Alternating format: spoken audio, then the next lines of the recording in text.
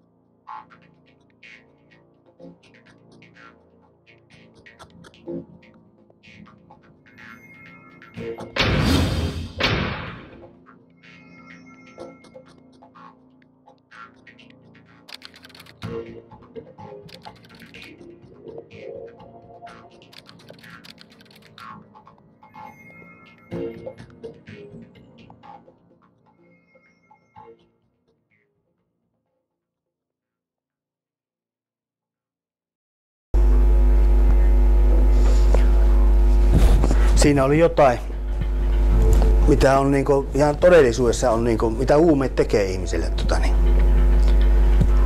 Kaikki nykypäivänä puhuu aika paljon niinku semmoista tiedosta, mikä on kavereiden puhetta ja mikä voi olla, että tuntuu ihan kivalta tässä hetkessä, mutta se on salakavala aine, että se muuttaa meidät pikkuhiljaa, että se ottaa kiinni, ettei me niinku tajutakaan mitä se tapahtuu. Se muuttaa koko persoona. Mullekin kävi todellisuudessa silleen, että mä hukkasin koko itteni niinku loppujen lopuksi. Että mä voisin kertoa, että mitä mun elämässä on tapahtunut ja ei sitä kukaan nyt uskoisi, että mulla on 5 lasta ja perhe ja kaikki asiat on niinku ihan mallilla, että on työssä ja on päässyt takaisin normaaliin elämään, mutta joskus se oli jotain ihan muuta.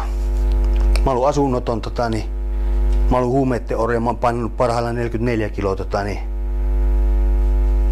suonen sisäisiä aineita käyttänyt, tuosta sen niin voi katsoa, että missä kunnossa mäkin oon. Aika tekee hyvää ja elämän valinnat ja omat valinnat auttaa elämässä, mutta se mitä siellä sisimmässä on tapahtunut, niin kun tuonne joutuu, niin ei se olekaan näin. Että mä nyt lopetin ja nyt mulla on hyvä olo, kun mullakin oli vuosi kauettiin, että se on paha olo ja ihan elämän haluttomusta. Että mä joudun ihan oikeasti tekemään töitä aika paljonkin itteni kanssa, että ei tapahtunut pahempaa. Mä voisin kertoa, että mä olin ihan pienpoika, ihan semmonen kouluikäinen, niin mä muistan. 7 vanha mun vanhemmat eros, niin mun äiti meni sitten heti siinä, löysi uuden miehen itselleen, taisi mennä vähän päällekkäinkin ja sitten otti sen uuden miehen meille ja se oli vielä juopumpi kuin tää oma isä. Ja sitten sitä juomista meillä kotona oli, sitä oli 7 päivänä viikossa, eikä se ollut vaan sitä, että siellä joi yksi ihminen tai pariskunta, vaan siellä oli myös ryyppyporukat mukana ja sitä tappelua, ne tappeli keskenään siellä. Mä muistan niitä aikoja, niin pelotti. Ennen kaikkea pelotti, se ei pelottanut yhtään ajatellut ikinä, mitä itselle tapahtuu. Se pelotti kaikkein eniten, että mitä isäpuoli tekee omalle äitille. Että se oli niin semmoinen, se oli väkivaltainen mies se mun isäpuoli, että se hakkasi sitä välillä. Ja milloin tuli minkäkinlaista asioista selkää. Ja siellä sitä sitten siskon kanssa joskus itkettiin sängyn alla, pidettiin toisiamme kädestä kiinni. Ja pelättiin, siis ihan oikeastikin pelättiin. Sitten se meni siihen jossain vaiheessa, että siskokin joutui nukkumaan leipävehti tyynyn alla, kun ei tiedä kuka sinne sen sänkyyn yritti kömpiä. Ja siskooni puolusti ja sisko puolusti itteensä, että joskus siellä leipävehti ei ollut niin myös meidän puolesta. Että se oli ihan oikeasti, se elämä oli aika rankkaa. Siinä 12 vanhana mä olin käynyt painissa jo 7-vuotiaasta eppuluokasta asti. Se oli mulla semmoinen henkireikä, että mä kävin urheilemassa. 12 vanhana mä pyörin siellä kavereitten luona ja olin missä olin milloinkin. Ja jos 12-vuotias on yötä pois kotoa, niin kukaan ei välttämättä edes kysynyt multa, että missä mä oon ollut. Mä kävin aika paljon hain turvaa myös mummolta ja sitten mulla oli semmoinen yhden alkoholisti äitin poika, tai siinä asui 2 poikaa, että se äiti oli semmoinen hammaslääkäri, mikä oli alkoholisti, niin oli iso talo, hienot tilat, että sen luona vietettiin paljon aikaa, olin siellä, sieltä opittiin kanssa kaikenlaista tekemään ja senhän tietää, jos alkoholisti perheestä on, niin eihän sitä rahaa niin kuin kotokaan oikein saanut, niin ne konstit rupesi olemaan sitten, että mä varastin ja pikkuhiljaa se rupesi se elämä niin kuin muuttumaan. 12-vuotiaana ensimmäisiä kertoja muista vappuna otettiin vähän keskikaljaa, niin se kaverin kanssa oltiin Tivolissa ja meillä oli aika hauskaa olevina. Ja samoja aikoja niin ensimmäiset hasispaukut siellä punkkareiden porukoissa kun olin, mä olin pienkokoinen kaveri, mutta kaverit oli paljon isompia, mutta se oli se mun ajatusmaailma oli niin muokkautunut sen pelon ja sen päihdeongelman kautta, mikä kotona oli. Että mä pääsin helposti niihin porukoihin mukaan ja sehän tuntui lapsesta tai niinku nuoresta miestä hyvältä, tietsä, että oli isoja karskia ihmisiä, ketä kaikki pelkäs ja siellä sitten itse innottuneena kaikilla pahalla mitä sitä vaan tarjottiin niin etittiin sitä paikkaa siitä porukasta ja niin se asia vaan eteni, että koulut loppu peruskoulu loppu. Ammattikoulua kävin 3 päivää, kun mä kävin ammattikoulua peruskoulun jälkeen. Ja sitten mun oma isä tuli hakemaan mua, kysyi mut, että lähdenkö Norjaan hänen kanssa hommiin. Mä 15 vanhana lähdin sitten Norjaan. Ihan ensimmäiset paikat oli telakoilla, missä oltiin. Ja tehtiin siellä sitten 12 tuntia työtä 7 päivänä viikossa. Ja mulla oli se painitausta, että mä hyvin fyysisesti jaksoin sitä työtä. Ja opin siinä työssä aika paljon tekemään niitä. Nuorhan oppii hyvin, kun tekee ja innolla tekee. Niin sieltä rupesi tulemaan sitä rahaa sitten. Me saatiin niinku niin tehtiin niitä öljyjalostamoita ja mitä kaikkea siellä tehtiinkään. Niin siinähän oli sitten se toinen puoli, että siitä myös tuli kruunuja. Ja pitkää päivää tehtiin, niin ne kruunut sitten kun tuli Jyväskylän kavereiden luokse, niin siinä oli tietty kaveriporukka jo valmiina. Niin jossain vaiheessa vaan se meni siihen, että tultiin mun luokse, niin tuli aikuiset miehet ja ne tuli mulle ehdottaa tämmöstä, että mennään tonne, käytiinköhän me Tanskassa ensin vai mistään, että otetaan niitä huumeita, salakuljetetaan Suomeen ja myydään niitä sitten porukalla pois. No, oli siinä tapahtunut kaikenlaista muutakin aikaisemmin, että esimerkiksi siinä oli semmoinen elämän vaihe tullut, että mä olin 17 vanha siinä hetkessä, kun tuolta kirkon puolelta, se oli semmoinen erityisnuorisotyö Jyväskylässä, mitä Turtiaisen Pekka veti, ja se etti ihmisiä, tietsä, semmoiseen siinä oli nuorisotalo, ja siinä oli 4 asuntoa, tukiasuntoa ihmisille, 4 semmoista nuorta, kellä jonkunnäköisiä ongelmia oli ollut yhteiskunnan kanssa, ja semmoinen selkeästi ne näki, että me ollaan vaarassa lipsahtaa väärälle puolelle tai lähteä omille teillemme, että se näkyy sieltä kotosta, se näkyy se meidän elämäntapa näkyy siellä kouluissa, se heijastui tietenkin oman käytöksen kautta. Mä olin tarkkailuluokalla ja se kaikki meni, mutta siihen aikaan ihmiset ei puuttunut sille toisten asioihin kuin tänä päivänä, että aika pitkälle sai tehdä asioita ennen kuin niihin puututtiin. Tänä päivänä ihmiset helpommin ohjataan hoitoon ja lapsille on erilainen suoja lastensuojassa, ainakin niin mä oon ymmärtänyt, mutta siihen aikaan se oli, ei kukaan puuttunut oikeastaan kenenkään asioihin. Se oli kuitenkin se nuorisotalo siellä, se oli kaupungissa, se oli semmoinen, että se oli päiväisin siinä oli biljardit ja siinä oli tikaheittopaikat ja siinä oli kaikkia tekemistä, me käytiin Lapissa niiden kanssa, siinä oli paljon hyviä juttuja, mutta yksi juttu siinä oli, että kun me 4 kaveria, ketkä me muuttiin siihen taloon, niin me tultiin jokainen vähän eri puolta kaupunkia.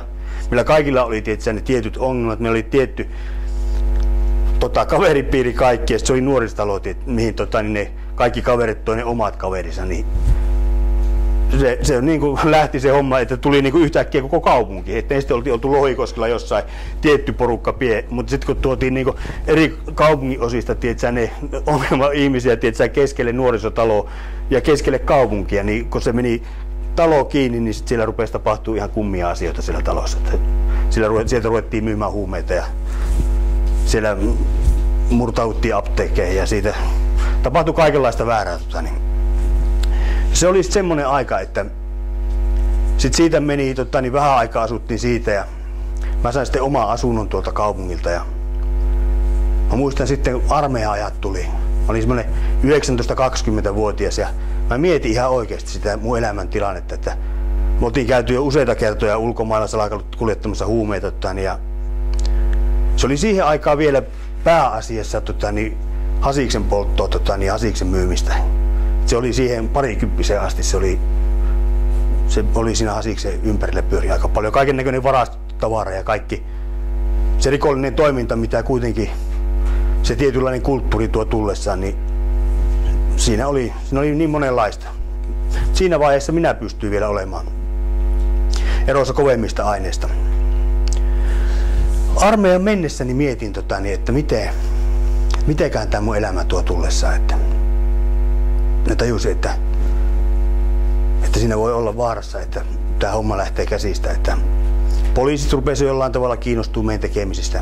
Pienkaupunki Jyväskylässä asuin silloin ja ei sillä mikään pysy salassa, vaikka nuorena luulee, että kukaan ei mitään tiedä, mutta kyllä ne vaan, poliisit on viisaita ja ne tietää mitä ne tekee. Ja ajattelin siinä armeijan kynnykselle, että menen armeijaan ja ajattelin ihan oikeastikin, että tsemppaa ja yritän muuttaa elämääni. Ja urheilupohja taas armeijassa ja huomasin sillä armeijassa ollessa, että ensimmäistä kertaa koin se hasiksen tuoman myrkyn ruumiissani, että koin riippuvuutta ja paha olo ja hasiksesta tulee semmoinen erilainen riippuvuus. Se voi kestää aika kauan aikaa ja se rasva liukunee, se menee tuonne aivoihin asti, että epätollinen olo voi olla ties vaikka kuinka kauan, se voi kestää kuukausia.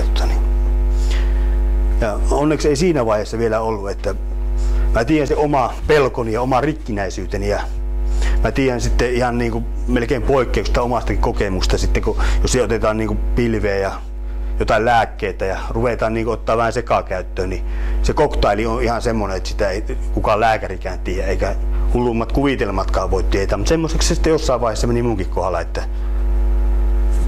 mä sairastuin tuolta mieleltäni ihan silleen aika vakavastikin, että voin sanoa, että tuli tosi paha olo, mutta me ei mennä vielä siihen. Että monesti niin kuin tässä yhteiskunnassa hoidetaan. Annetaan ihmisille niin kuin siihenkin aikaan, mulle tarjottiin lääkettä, mutta kukaan ei niin kuin halunnut niin kuin siihen syyhyn niin kuin paneutua, että olisi niin kuin käyty terapian kanssa asioita lävitettiin, että ei olisi tarvinnut ottaa vaan sitä tiettyä lääkettä, vaan ettei koskaan päässyt niin kuin irti eikä uskaltanut puhua kellekään. Mä olin pettynyt vanhempiini, mä olin pettynyt kavereini, mä olin ennakkolunne jo itteeni kohtaan, niin mulla ei ollut oikein niin kuin välineitäkään niin mihinkään muuhun kuin siihen sosiaaliseen verkostoon, mihin mä olin kasvanut. Että mulla ei ollut voimia yksinkertaisesti, eikä mulla ollut tietoa paremmasta. Se meni sitten, oli siellä ollut siellä Norjassa taas, olin kerran tullut ja aika paljon oli rahaa ja kaveri tuli mun luokse, tuli käymään ja sillä oli oikein, se oli amfetamiinia mukana siellä ja se puhui, että miten hyvät tuotot siinä on, että se niin kuin sanoi, että jos hänellä annat näin paljon rahaa, että hänellä on semmoinen paikka, että se saa niin ja niin paljon, niin ja niin puhasta amfetamiinia, että me saadaan siitä lähemmäksi varmaan, en tiedä mitä se oli, en muista summia, mutta aika isoja summia hän on. Ja minä kuuntelin sitä ja sitten silloin ensimmäisen kerran se kaveri pisti sitä ainetta mun hihaan ja ei se paljon muuta tarttunut, että sen jälkeen sitä ainetta sitten hankittiin isompi määrä ja se määrä vielä meni sitten, että en tiedä veikö sen poliisit vai veikö se kaveri vai hukkasko sen amfetamiinipäissä, että se erä niin kuin meni mettään takaa jonnekin ja siitä tuli ensimmäiset riidat sitten näiden ihmisten kanssa, että kuka on maksanut ja kenen on pitänyt toimittaa maksuja ja kenen on pitänyt tehdä mitäkin. Ja siinä huumemaailmassa tulee semmoinen tietty asia, että siinä pitää olla tietyllä tavalla myös kovaa. Jos olet myynyt niitä asioita, niin jos sä annat niitä ottaa ne sulta, niin kaikki ottaa sulta. Et siihen tulee niinku semmoinen pakkotilanne niinku tavallaan uhmata ja kiristää ja hakea niitä rahoja pois sitten. Eri kaverit oli siinä mukana, ketkä sitä asiaa teki. Ja kuitenkin se pelko ja se kaikki kipu, mitä munkin sisimpään oli kätketty, niin se oli kuitenkin mulla täällä piilossa jossain. Ja mä olin aika kiltti ihminen niin kuin luonteelta, niin jo lapsena ja ihmettelin sitä pahuutta, mitä ympärillä tapahtui. Ja itkin niin monet itkut niin sielläkin, ettei enää tullut kyyneliä. Lopputuloshan se oli, vaikka kaveri kuoli viereen, niin en osannut itkeä. Ei tuntunut miltään. Ja niin kovaksi tekee aineet sitten loppujen lopuksi. Ja sitten se kaikki väärä ajattelumaailma ja se kaikki rikollinen toiminta ja se kaikki mitä olet tehnyt ja olet niin osa sitä linkkiä, niin sitten tulee se yhteiskunnan painostaminen. Yhteiskunta tulee viranomaiset väliin. Mulle ne jossain vaiheessa sanoo, että Jari, että sä et pelaa yhteiskunnan sääntöjen mukaan. Että tuli ihan poliisilaitoksella sanomaan, että ei mikään lähetä tähän sun juttuus mukaan. Ja yhtäkkiä multa otettiin asunnot pois ja huomasinkin vaan, että mulla oli paljon kavereita ja mulla oli paljon rahaa ja mulla oli paljon huumeita, mutta yhtäkkiä mulla ei ollutkaan mitään. Yhtäkkiä mä vaan koin semmoisen syvän pettymyksen, tietsä, kaikkea. Ja se ei ollut niinku mielellinen pettymys, vaan se niinku tapahtui täällä sydämessä asti niinku se elämän taakka ja se rooli, mikä mulla oli ollut päällä. Niin mä vaan tajusin, tietsä, että mä oon mennyt niin pahasti mettään, että ei mulla ole niinku oikein toivoakaan siltä, eikä mulla ole mitään niinku intressiäkään, eikä mulla ole mitään mahdollisuuksia niinku tavallaan selvitä edes siltä. Niin mä ajattelin. 95 vuonna niin mä olin viimeisen kerran ulkomailla hommissa ja mä olin Saksassa. Tehtiin semmoista isoa voimalaa siellä, mä olin eristämässä ja tekemässä hommia ja mulla oli silloin jo mielisairas niinku tavallaan, että mä kuulin vielä ääniä ja näin. Ja oli aika huonossa kunnossa, niin oli käytetty kauan aikaa huumeita, mutta sinne kun meni, niin ajattelin, että taas oli se oma ajatus mielessä, että kun mä saan täältä rahaa, niin mä menen yksityiselle lääkärille ja mä rupean hoitaa itteni kuntoon. Mä tein sille työni ihan hyvin ja tulin Suomeen, tili piti olla maksettuna pankissa, niin tämä työnantaja olikin jättänyt palkat maksamatta. Ja taas se paha olo tuli. Oli ottanut siinä vähän viinaa ja en tiedä mitä muuta oli ottanut. Kävelin Kuokkalan sillalla kauheassa semmoisessa pahassa olossa ja murheessa ja semmoisessa epätoivossa, niin mä kuulin ääniä. Ihan pakottavia ääniä, niin se hyppää sitä sillalta. Mä kiipesin siihen sillan päälle ja se oli jää alla.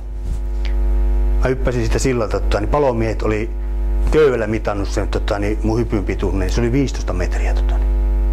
Se on aika monen loikka jäälle. Tänä päivänä jos ajattelee niin selvinpäin, että mikä saa ihmisen tekemään jotain semmoista, että mä oon purun itsestäni paloja, niin mä oon leikannut itsestäni saksilla paloja irti. Että se on niinku, se ei ole tämän maailman pahuutta, eikä se ole tämän maailman kipua, vaan se on jotain, mitä on tuolla niin syvällä, niin että mä yritin kaivaa irti sitä. Ihan niin kuin tiedät, jotkut viiltää, tiedät, tuo hetken helpotuksen, että se on jotain semmoista, että että huumeet voi viedä tiedät, tosi syvälle. Ihan että se on niinku tosiaan niinku tiedät, jos on niinku tyhmää ihan noja taikka niinku ottaa tiedät, semmoisia roolimallia tiedät, kun sä voit katsoa tiedät, näitä kuvia, sä voit lukea lehdistä, sä voit katsoa niin kun se ei ole muuttunut miksikään. Et mikä niiden kohtalo on? 50 suuri osa enää. Mielisairaalassa. Mulla on kuollut kavereita, ei riitä, sormet ei varpaa niin. Mä en muista edes nimeltä kaikkia, ketkä on kuollut väkivaltaisesti yliannostuksiin taikka siinä porukassa, mutta niitä on mennyt paljon. Ja niin mä luulin, mä olin urheilija, mä olin hyväkuntoinen kaveri, niin ei tunnu missään. Minä kestän, niin minä ajattelin, mutta todellisuudessa mä en kestänyt.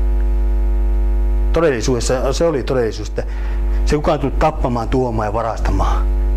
Se oli näin lähellä, että se ei onnistunut siinä mun tuhoamisessa. Ei se mun tarina siihen lopuun. Mä hyppäsin sieltä ja poliisit vei mut laitokselle ja sitten niin olin siellä poliisilaitoksella ja kävin siellä sitten tarpeilla, niin oli sitten ne näki, niin mä näytin, että tulee verta niin sisuskalusta ja ne vei mut sitten mielisairaalaan ja oli remmipedessä ja sieltä sitten vapauduin niin jonakin päivänä taas kaverit tuli hakemaan ja se meno vaan jatkuu. 99 vuonna. Mulla oli se selkäsärky oli jäänyt päälle, niin, että mulla oli jotain tällä selässä rikki silleen, että se oli niinku jatkuvaa.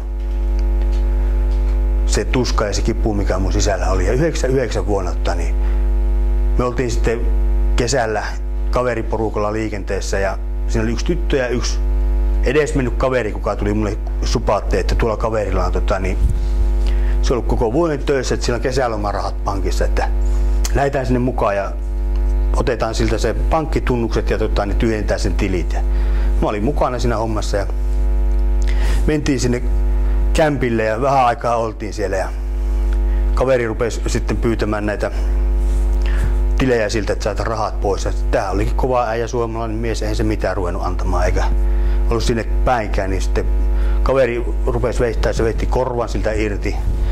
Mä en tiedä monta reikää siihen kaveriin tuli ja mitä kaikkea sinne tapahtuikaan. Vähän pimennossa itselläkin se illan tapahtumat, mutta sinne tuli sitten poliisit ja tämä kyseinen mies 2 kertaa selvitettiin eloa, että kiitos Jumalalle, että se jäi eloon sillä kertaa. Että saatiin 1 tuumin tehty sitä törkeäryöstöyrityksestä semmoinen 5 vuoden tuomio molemmat ja se oli oikeastaan mulle hyvä asia, että mä jouduin vankilaan. Mä olin ollut vuosikauet asunnottomana tietyssä ryhmässä kavereiden luona rappukäytävissä, mistä oli yöpaikkani saanut. Oli elänyt ihmisiä ryöstäen, varastaen. Ainut se, mikä oli niinku siinä hetkessä elämää, niin se oli se huume. Se huume oli sitonut oikeastaan mun koko elämä. Että siihen kaikki, kellä oli huumeita, oli mun kavereita. Jos mulla oli huumeita, niin oli mun kavereita. Se kaikki niinku suuri, mitä niinku olevina suurina olin pitänyt, niin loppujen lopuksi vei mut semmoiseen 10 neliön koppiin. Niin pelkäsi omaa varjoonikin. Oli niin paha olla itsellä, että se oli niinku päällimmäinen ajatus, että jaksaako elää. Mutta 99 vuonna, kun jouduttiin vankilaan, niin rupesin käymään sitten tuolla kirkossa, tuossa Vaasan tutkintavankilassa oli, ja siellä rupesin käymään ihan siellä kokouksessa, mitä siellä on, ja ei siellä mitään, että se lähti se tuomio menemään eteenpäin, ja sitten tuli tuomio, että meni sinne Sukeva vankilaan, niin sitten se mieli rupesi oirehtii vielä enemmän, että mulla ei löytynyt minkäänlaista rauhaa, minkäänlaista lääkkeestä, ja mä jouduin sitten tonne vankimielisairaalaan, olin Turussa vankimielisairaalassa, ja siellä oikeastaan mulle tapahtui semmoisia asioita, että miksi mä seison tässä, niin siinä oli se Lauerma, ylilääkäri, kuka mulle, mä olin ollut siellä jonkun kuukauden, se tuli ja katsoi mua silmiä ja sanoi, Jari, että me ei voi auttaa sua mitenkään. Sanoin, että ne on tehnyt kaikkensa, mitä ne voi tehdä. Ja mä näin, että kaveri oli samassa kunnossa, vielä ehkä vähän pahimmassakin kunnossa, mitä itse, että näki ja kuuli ääniä ja pahassa olossa. Ja mä ajattelin, että tämmöiseksi kun mä jään,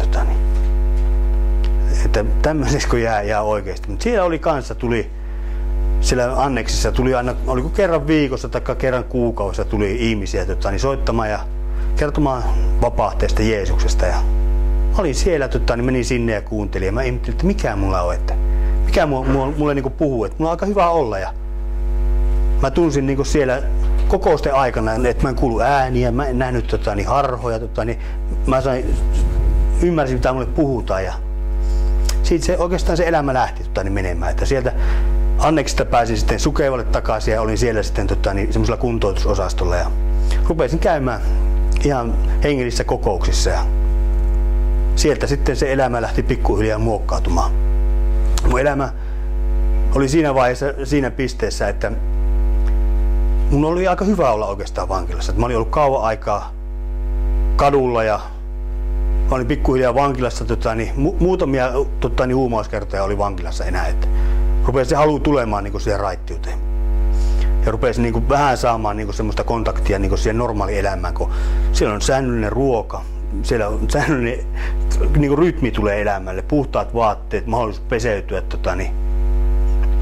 Että sieltä se mun elämä alkoi. Se alkoi vankilasta. Sillä vankilassa ollessa sitten niin mä rupesin käymään siellä ihan niissä raamattupiireissä ja siinä oli semmoinen Vilgrenin Juhani, pastori oli siellä ja se tuli mulle sanomaan, että Jari, että tuolla Vaasassa alkaa semmoinen kristillinen kuntoutusosasto, että kiinnostaisi sinua mennä sinne. Se oli nähnyt, että mua oli ruvennut kristilliset asiat kiinnostaa ja mä olin ollut aktiivisesti mukana. Ja mä sanoin, että kyllä, mua kiinnostaa. Että oikein mielellään, jos pääsi johonkin täältä vähän eteenpäin tästä kuvioista, niin mä en tiedä, se oli ihan uusi se kristillinen osasto, mikä Vaasassa silloin oli, niin mä en tiedä, siinä oli varmaan 5-60 hakijaa ja valittiinko sinne 10 vai 12 ja mä pääsin sinne. Että rupesi vaan yksinkertaisesti tapahtumaan elämässä semmoisia asioita, niin kuin mä olin ollut koko ajan siellä suljetulla puolella, että ulkoilu olin päässyt, että se oli niin kuin 22 tuntia oli ollut sellissä suurin piirtein siihen asti.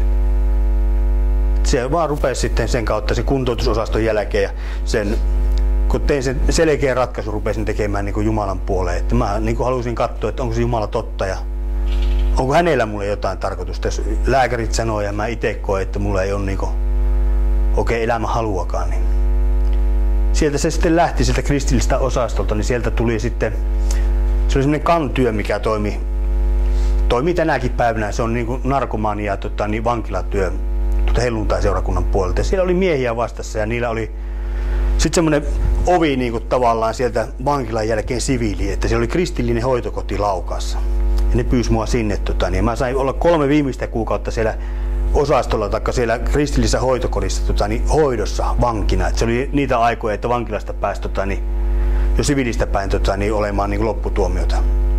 Nyt se on paljon yleisempää, mutta mä menin sinne, sitten mä olin siinä sen jälkeen jäin niin siihen tavallaan vapaaehtoistyöhön. Mä sain asunnon, tuetun asunnon siltä katulähetykseltä. Ja mä sain sitten paikan siitä hoitokodista, että missä mä sain vähän erilaista ympäristöä, eikä tarvinnut heti pompata siihen niin kuin vanhaan tuttuun maaperään, kun ei mullakaan niitä ollut yhteyksiä oikeastaan minnekään muualle kuin avo tai tonne niin kuin vankilan maailmaan ja tonne. Kaikki oli niin kuin rikollisia, ketä tunsi. Sitten oli aika hyvä ponnistaa sitten, kun oli tuettu yhteisö ja oli vähän työtä siinä ja sitten se työ muuttuikin semmoiseksi, että mä rupesin, että ne pyysi, että mä jäsin sinne ihan palkkatuella töihin ja mä olin palkkatuella töissä. Mä olin 3 vuotta, 3,5 vuotta. Joku 3 vuotta oli varmaan siellä hoitokodissa sen vankilan jälkeen. Siinä vankilassa ollessahan, tai siltä vankilaolon jälkeen siellä hoitokodissa ollessa, niin mä sieltä Jyväskylästä kunin sinne Laukaaseen ja mulla oli vieläkin se selkäsärky se oli semmoinen niin kuin hermosäryksi mennyt ja mä muistan, kun mä istuin sen aikaisen johtajan vieressä ja mä istuin siinä, mun piti tälleen istua, kun mä nojasin aina, kun sattui selkään, että mä nojasin kyynärpäihin ja siinä mietin tälleen ajatuksia, oli tämmöisiä, että ajattelin, että Jumala, että mitenkä nämä ihmiset mua voi oikein auttaa. Että mä ajattelin vielä näin, taisi olla nämä sanat, että miten nuo äijät mua voi auttaa. Niin mä kuulin semmoisen ihmeellisen voimakkaan tunteen pään sisällä, kun tuli vain sanat, että minä autan sinua. Mä olin aika ihmeissäni ja kuitenkin se vei jollain tavalla, kun mä sain sen sanan sieltä jostain jumalaiden maailmasta, niin kuin ymmärsin siinä hetkessä, että siellä oli sitä porukkaa, vankilataustaista porukkaa, ketkä istui tupakalla ja niillä oli ne samat jutut, mutta mua ei enää huvittanut mennä sinne. Mä otin ennemmin Raamatun käteen ja rupesin lukemaan Raamattua ja rupesin käymään seurakunnassa ja sieltä se vaan yhtäkkiä tuli sitten. Istuin kokouksessa, niin Jumala voima tuli päälle ja tuli semmoinen niin kuin tunne, että venytetään selästä ja siinä hetkessä ei mitään tapahtunut, mutta pari päivää sen jälkeen niin olin kaupan lattialta, nostin vaatteita, oli tippunut rekistä, niin silloin oli semmoinen tunne, tuli selkään niin kuin rauta, mikä on niin semmoinen niin katiskas otettu selästä pois. Semmoinen oikein tunne tuli, että nyt irtoaa jotain. Mutta sehän on siinä kuitenkin, että jos ihmisillä on kauan aikaa särkyä, niin kuin kaverilta amputoitiin jalka, niin sehän pystyy heiluttelemaan varpaita, vaikka ei niin kuin varpaita olekaan. Että ihmisen mieli on semmoinen, että siellä kun on tapahtunut jotain asioita, paljon kipua on muistissa, niin se voi olla, että se tuntuu, että sitä on vielä. Että mulla meni jonkun aikaa, mä joudun käymään niin kuin seurakunnassakin ihan niin kuin, mä menin rukoiltavaksi ja mä niin kuin vetosin siihen sanaan vaan, että sä tuonut auttaa mua. On mulla nyt toistakymmentä vuotta ollut, että ei mulla ole lääkitystä ollut ja pystynyt ihan normaalia elämää elää, että kyllä mä pääsin siitä. Siellä oli joku paine ja oliko diagnoosissa 3. ja 4. niin kuin nikaaman välissä oli hiusmurtumat tai jotain semmoista se oli, kyllä ne jostain löytyisikin, mutta ihmeen kautta minä sain se avu ja sitten niitä ihmeitä on tullutkin, että mä sain perheen siihen, sain vaimo ja sitten sain ensimmäisen lapsen ja jäin töistä ja rupesin hoitaa sitä lasta, kun vaimo meni takaisin töihin, niin mä koin se lapsen sitten taas niin kuin jotenkin hoitavana. Mulla oli se oma lapsuus ollut vähän, minkälainen oli ollutkin, niin paljon oli kipua. Ja ihmeellinen tunne tuli sitten 2-3 lapsen välissä, kun oltiin, että mulla tuli semmoinen pakko tunne niin kuin hylätä, että perhe ja lähteä menemään. Että mä en mennyt kestää sitä. Se oli ihan puoli vuotta joku tappelettu tänne. Vaimo on niin kuin raitista, niin ei niin kuin mitään vikaa, että kyllä se vaan niin kuin joutuu katsoa, että se vika nousi niin kuin jostain omasta rikkinäisyydestä, omista sydänkivuista, mutta kun sen kivun kanssa niin kuin meni lävite ja sai se jotenkin se yhteyden niin kuin, ja uskon niin kuin Jumalaan, niin se talutti mua lävite niiden vaikeuksia. Ja sitten mä oon ymmärtänyt jotenkin sen, että tänä päivänä kun on aina se pilleri jokaiseen ahdistukseen, mutta joskus ihmisen ahdistukseen kuuluu myös, tai elämään kuuluu myös ahdistuksia ja niihin asioihin olisi hyvä niin kuin olla avoin ja rehellinen, että se on mut auttanut kanssa niin kuin elämässä eteenpäin. Mä oon käynyt puhumassa ihmisille ja mä oon tuonut kasvot sille, mitä mä oon tehnyt ja mitä mun elämässä on tapahtunut. Ja niin kuin Raamattu sanoo, että totuus tekee vapaaksi. Jos mä oon totuudessa vaikka tämän kaverin kanssa ja mä oon puhunut hänelle totta, niin mun on helppo katsoa silloin kaveria silmiin. Se antaa erilaisen fiiliksen. Jos mä oon valehdellut tai varastanut jotain, niin mä en pysty koskaan olemaan niin avoin tai semmoinen niin rehellinen. Ja mun mielestä se on jo yksi osa, niin kuin mikä tuo tietynlaisen vapauden ja tietyllä lailla rupeaa niin ihmistä sisäisesti terveyttää, kun ei tarvitse pelätä eikä tarvitse valehdella. Ja uskaltaa olla se kuka on, kipuinen ja särkyinen. Sen se tekee, huumeet tekee sen, että se antaa, mutta se palautuminen, se ottaa aina omaa aikansa. Ja niin kuin sanotaan, että laajennetaan tajuntaa, niin se voi hetkellisesti laajentaa, mutta kyllä se todellisuudessa lukitsee. Mulla oli paljon mielikuvitusta lapsena, että yhtäkkiä se oli sitten, mä olin niin lukossa, että mä suurin piirtein ymmärsin, mitä mulle puhuttiin, mutta en mä mitään luova ollut, vaan mä olin ihan oikeasti kahlittu ja vangittu sisäisesti. Se on sitten se prosessi ja ne kivut, mitä mä oon käynyt lävitse sitten tässä vuosien aikana. Oppinut antamaan anteeksi itselleni ja oppinut sen, että mä en ole aina oikeassa. Ja sitten olen ihan kouluttanut itteni, että olen käynyt lukemassa seurakuntatyöntekijäksi. Sitten toinen ammatti on tuo maarakennuskoneen kuljettaja. Siinä on sitten rakennusalan perustutkinto ja ammattipätevyys tuohon autolla ajoon ja sitten maarakennuskoneen kuljettaja sitten vielä päälle. Ja se on se seurakuntatyöntekijä. Sitten on tämä oma kokemus, mikä on sitten siinä ollut, että se oli niin kuin tämä maarakennuskoneen kuljettaja oli vähän semmoinen asia, että kun mä ajattelin, että paljon lapsia ja ei ollut sillä hetkellä töitä, niin mä että niillä on ainakin töitä. Että sen mä niin kuin tiesin, että Raksalla on tullut tehtyä töitä, että sieltä löytyy aina töitä, jos on vaan tekijöitä, mutta ei ole tarvinnut tehdä. Aina on auennut ovi jostain tämmöisiin asioihin, mitä nytkin tässä on saatu puhua. Se oli vähän sekaava kertomus, mutta sekaava se oli se elämäkin. Jos jollain jotain kysymyksiä tai nousee mietteitä tai löyti itteensä jostain sieltä seikkailemassa siellä kertomuksessa, mutta omalla tontillaan, niin kyllä mä neuvon teitä, nuoret ihmiset, että antakaa aikaa, tietsä, vaikka se koulutuskin voi tuntua tyhmältä, mutta ei se ole tyhmää. Se antaa niin paljon semmoista pitkäjännitteisyyttä ja kärsivällisyyttä ja näkökulmia elämälle, saattaa asiat loppuun ja hoitaa ne loppuun asti. Niin sieltä ne nuoret miehet ja nuoret naiset sitten löytää ihan sen miehuuden ja naisuuden, mikä on hyväksi myös ympäristölle eikä vaan itselleen. Se kuitenkin antaa aika paljon. Minäkin olen hyvää valinnut ja ruvennut auttamaan ihmisiä, niin se on voimavara. Että jos saa auttaa ja olla, että sä tulee ihmisten tukena, niin mä uskallan väittää, että se antaa enemmän, kun mä joudun itse antaa. Että se jotenkin palkitsee niin eri tavalla ja tietää tekevänsä oikein, niin sekin on yksi semmoinen terveyttä tuova elämänvoima. Oikeat valinnat. Ja jos joku ajattelee aina, että Suomessa on vähän väärä tapa, että aina pitäisi olla jotain päihdettä, kun lähdetään juhliin tai voisi hauskaa pitää, niin kyllä mä oon oppinut se asia, että mulla ei oikeasti ollut olla koskaan hauskaa, että se oli lähinnä toisten miellyttämistä ja porukan mukana menemistä näiden päihteiden kanssa oleminen. Kyllä se ilo löytää elämästä, niin kyllä se on elämisen arvosta ilman aineitakin. Ja jos joku aineita käyttää, niin ei ole ainakaan kukaan nyt voi sanoa, että jos kerrottu, että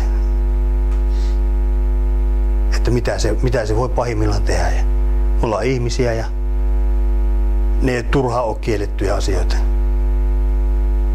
Että uskokaa ihmeessä, että kääntäkää kelkkaa, jos on jollain se asia eessä, niin saatte vielä nähdä, mihin pystytte. Ne huumeet kyllä tappaa ja tuhoaa. Ne vie todellisuudesta, niin kuin näitte tuosta kuvistakin, niin 10 vuotta. Uskallan sanoa, jos se jatkuu ja niitä mahdollisuuksia tulee eteen, jos sitä jatkaa jonkun aikaa, mutta se porukka kuitenkin muuttuu siinä mukana, ketkä on niitä hyviäkin kavereita, niin todennäköisesti tulee kääntämään selkänsä ja todennäköisesti se ihminen, kuka on ollut paras kaveri, jos se rupeaa aineita käyttämään, niin sä et 10 vuoden päästä tiedä, kuka se on. Jos oot siinä mukana, niin et tiedä kyllä, kuka oot itsekään. Niin kova on huumemaailma.